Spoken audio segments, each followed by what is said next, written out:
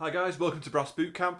This video is a follow-on from my triple tonguing video. If you've not already seen that, go and check it out. This one is basically going through the second week of the double and triple tonguing calendar, which is all focused on double tonguing. The way the exercises are structured is very similar to the way the triple tonguing ones are. So the first day, you've got two groups of t-ka, so 4 semiquavers, t-ka, t-ka, ta, so sort of one group of semiquavers. As we move through the week, we add in extra notes. So the second day, we've got rhythms with 3 groups of t-ka, so ta, t-ka, t-ka, t-ka, ta. We move on doing 2 groups of semiquavers, and we move through, add in more notes as we go through the week. As with the triple tonguing, your aim is to be able to do a full breath of double tonguing, keeping it nice and accurate without getting tongue-tied and getting your t's and k's mixed up in the wrong order. So the first exercise it's on page 175 in the Arban, exercise number 1, and we're after the same thing as we were when we were doing our triple tonguing. So we're after nice t's, nice k's, nice to, ta and ti, or ko, ka and ki for our low, middle and high registers. If you're struggling with your t and ki syllable, then try and compensate with a bit more airflow, which means you can move your tongue slightly lower in your mouth into a more R position. That will really help with the high notes whilst doing double or triple tonguing. So here's exercise number 1.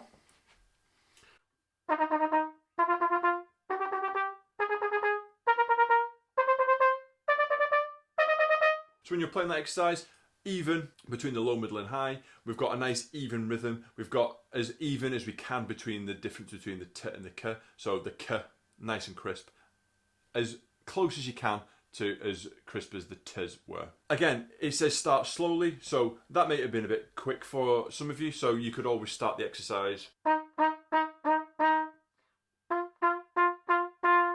nice and slowly, really focusing on the crispness of the t's and the k's. So some other ways to practice your double tonguing exercises. So like we did with the triple tonguing, where we played each bar in a variety of ways, we can do the same sort of thing with our double tonguing.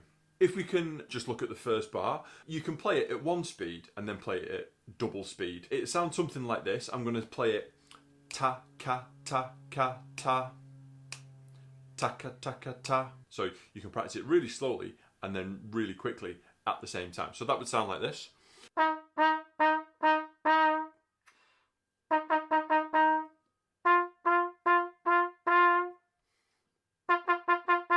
Also, if you're having trouble getting your k nice and crisp, you can practice each bar just with a k, and then you can play it as written. So ka, ka, ka, ka, ka, ta, ka, ta, ka, ta.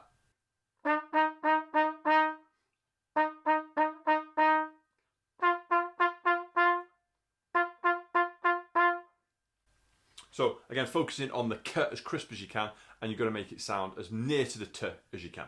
As you move through the week, you'll be getting some exercises which move fingers every 2 notes or every set of double tonguing. Again, this one, golden rule, your fingers always follow your tongue. So if you have a look at exercise number 5, the tonguing pattern in exercise number 5 is exactly the same as number 1. So by then you'll have been practicing your double tonguing for a few days, and now you can focus on getting your tongue in and your fingers nicely coordinated. So exercise 1, which is from Monday, is this tonguing pattern, ta-ka, ta-ka, ta.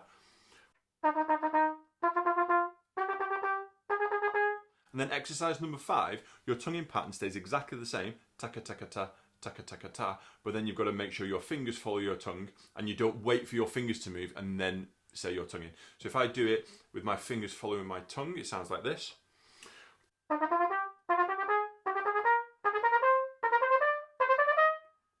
So tonguing pattern, ta-ka, ta-ka, ta, ta-ka, ta-ka, ta, and my fingers were following my tongue in.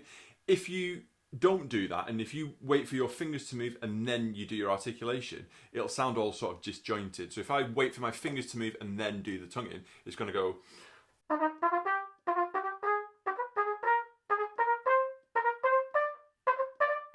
And you can hear there's sort of like a little gap in between when I'm waiting for my fingers to move before I do my tongue in. So golden rule, fingers always follow your tongue in. So similar to the triple tonguing, at the weekend, Saturday and Sunday's exercises are repeating some of the exercises from earlier in the week, but getting faster and trying to increase the speed. So some of the exercises like number 7, which has got 3 groups of semiquavers. Again, start off with a tempo which you feel comfortable with and use the add 10 beats per minute, take away 5. Let's start somewhere quite high, just so you can see me reach my failure point, hopefully. I'm going to start off maybe 160 beats a minute, which is quite fast. If you're starting off at 80 beats a minute, that is absolutely fine. Up 10 and down 5, no matter what tempo you're starting on. So that's 160 beats per minute. So we've got...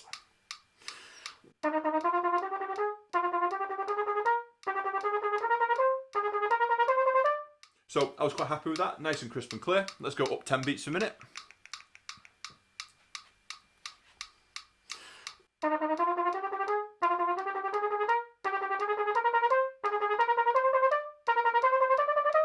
Again, quite happy with that. It felt nice and sort of fluent in my mouth when I was doing my tonguing. Let's move up a little bit higher this time. Let's go all the way up to 200 beats a minute.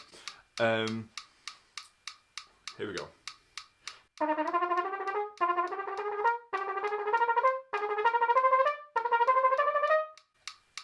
As you can hear there, at the start I wasn't quite keeping up. So instead of going back 5, I'm actually going to stick with that one for the time being.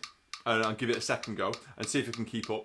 If I can't keep up on the second attempt, I'm going to bang it down 5 beats a minute and see what happens then. So here we go. This is number 7 at 200 beats a minute again.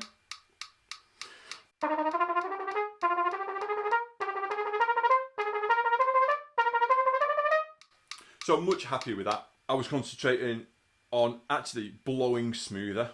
Definitely improve that one. So as with the triple tonguing video, some of the mistakes you will make, you'll either tend to have a really good airflow and not crisp enough tonguing, or your tonguing is going to be really crisp but you won't be blowing through the instrument. Like the triple tonguing video, if you're tonguing really crisply and not blowing, it'll sound sort of like a chicken. It'll go sound like this. So harsh start of each note, but there's no airflow to keep it going. The other way is really good airflow but not hard enough tonguing. It'll sound a bit doodly.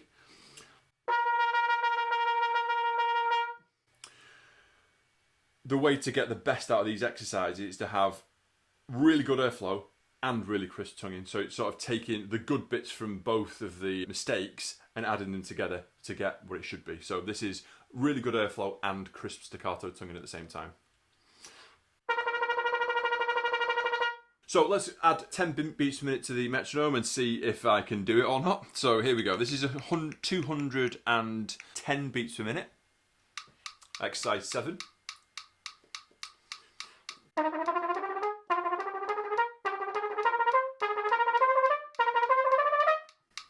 Okay, I was pretty happy with that. 10 beats per minute, even more. So 220 this time.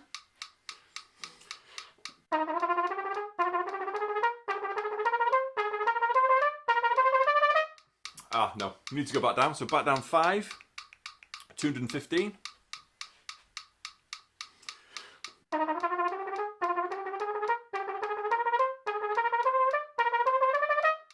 Okay, back up 10, 225. Let's see what happens now.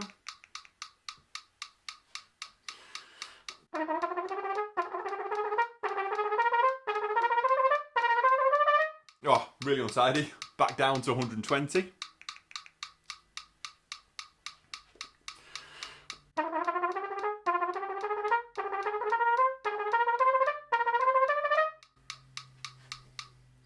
So hopefully you can tell on the video, the first time I did 220 beats per minute, I wasn't happy. It was a little bit untidy, so I went back down and then back up. But by the time I then worked my way back down to 120, I'm sure you'll agree, it definitely felt much clearer the second time through. So that's why that up 10 beats per minute, down 5 is a really great way to sort of zigzag your way up and just to confirm you can do your tonguing at each different tempo. So I hope you found this video useful. The next video is going to be covering week 3, which goes back to triple tonguing, but adds in some other difficulties like changing between pitches really quickly. After that, there'll be a video covering week 4, which is about doing the slur and double tonguing exercises out of the Arban. Hope you've enjoyed the video, and I'll see you soon.